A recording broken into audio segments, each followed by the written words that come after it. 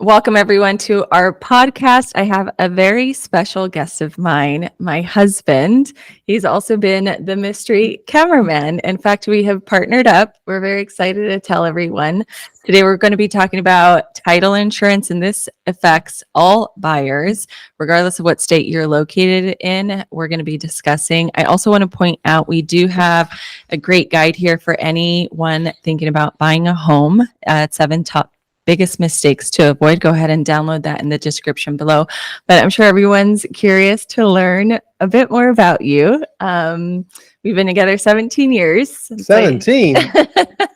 That's why I have a very big smile. But tell us about yourself. I'm originally from Sweden. I came to the States on soccer scholarships. I went to University of Denver. I played for their soccer team and golf team. And then in 1990, when I graduated, I was offered a job for a real estate company in 1990 based in Santa Monica, California, called Kennedy Wilson. And they were actually a real estate auction company. Mm-hmm. And what's really interesting about that is auctions are usually done when the economy is down and homes aren't selling, condos aren't selling. So what they would do is they would approach developers that say we're selling 100 condos, Mm-hmm. and they weren't really selling. And what they would do is they would auction off the condos, and they could sell 100 condos in 4 hours. And for the developer, did he get the price that he really wanted? No. But he was able to sell a lot fast and well, his capital. 100 condos would sell in 4 hours, which Yeah. means that the developer didn't have to carry the loan Mm-hmm. for 2-3 years, which is incredible savings. And a lot of the times, the condos that were, the corner condos, the choice condos, Yeah. they were bidding wars. So Right. they would actually get more money for those units than they probably would have in a traditional sale. Yeah. Multiple offers. Bidding And war drives up the price. they did 30, 40, 50 of these auctions. It was huge. This is like, I want to say 91, 92, and they were killing it. And then other auction companies wanted in on the Mhm. action. And I actually got recruited by a company called Fred Sands, Mhm. which That was You've been in and out, what, 30 years now then? Yeah. 34. Fred Sands was the largest residential real estate company in LA at the time. Yeah. And they approached me. They wanted help starting an auction division, Mm-hmm. and called the Sands Group. So I helped them start that division. And then it became so competitive. There were so many different auctions company. I mean, Mhm. some auction companies would they would tell the developers, "Oh, we'll charge you 0% on the first one, and then we'll charge you 1%." I mean, it was Right, like the very margins competitive. disappeared. Yeah. But then the economy got better, and you didn't have to do any auctions anymore. Yeah. So that was pretty interesting. So yeah, I've been doing this on and off for over 3 decades. Mhm. And what made you get licensed in Florida now that we're both Floridians? Well, having moved here 4 years ago, we moved here just before the pandemic. Yes. Which was, yeah. all my friends. December 2019. All my friends in LA, because I played a lot of golf, and all these guys were like, "Why are you moving to Florida? It's so Yeah. humid, mosquitoes, this, that." Everyone thought we were crazy. Yeah. They're like, why Florida? Yeah. Who would want to move Yeah. to Florida? Everyone. So, yeah. So when the pandemic happened and California became a mess, everybody's like, "Dude, you were so smart know. that you moved to Florida and this and that." And, obviously we bought our house just before the pandemic. So Yeah. the December timing 2019. was incredible to do Mhm. that. Mhm. So I was in the specialty finance business. I was in and out of the entertainment business for many years after I quit real estate, Mhm. and then I got into a specialty finance business. And then when we got here, Well, I had discussed like what, I'm going to do real estate because Right. everybody always told me you'd be great at real estate. Right. My mother always told me since I was 17, she said, when Right. you become an adult, do real estate, but Well, I had no guidance. For the first couple of years, we were renovating our house, so that was a lot of fun. No, I was working once we Right, yeah. moved here. I studied. I got my license right away. And then you started getting busy. Yeah, I was and so busy. In order for me to help you, I had to get my license. Yes. So I got Yeah. my license. Yeah. And here we are. Yeah, I know. I mean, with so many properties being sold at one time, I was getting stretched thin. And I mean, me personally, I show properties in person. And that's why I asked you. It's like either you help me or I'm going to have to hire someone else to help me. Yeah. So you got your license a year and a half ago, I think now. Yeah. It's been that long. Yeah. And I've been 3.5 now. Yeah.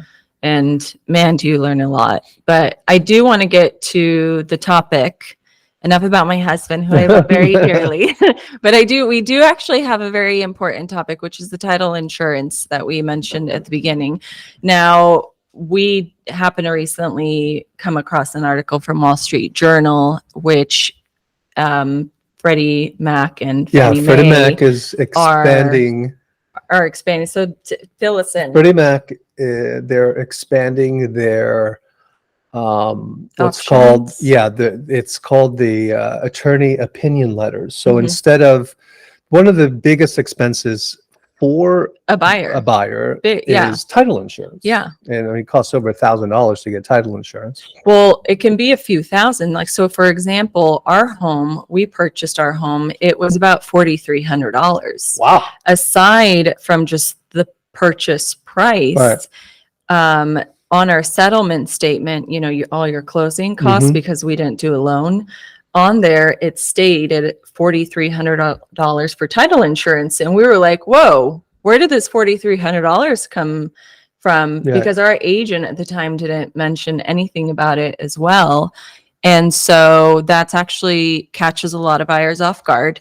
And you can ask the title company, what if I don't want to buy it? I don't want it. And majority of the time you're forced, or they say it's not an option, it's required, especially if you have a loan. There's no way of getting around it. And what's I find ridiculous about the title insurance is that it's supposed to protect you after you buy it in case somebody comes and claims the property that it was sold, fraudulently or is under someone else's name.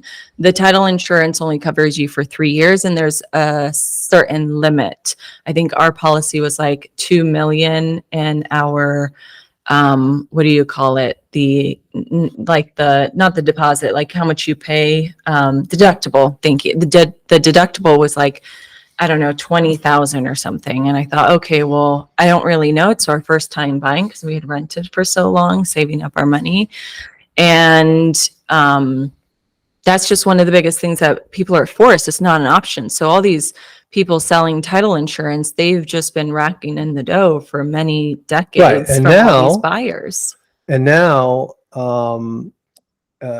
changes are coming. Yeah, the attorney title opinion letters are become widely used, and the title insurance companies are lobbying against this. They're like, well, there's no insurance against it. There is, because the attorneys use their E&O policies, Arizona emissions policies on it. Yeah. And they did a study.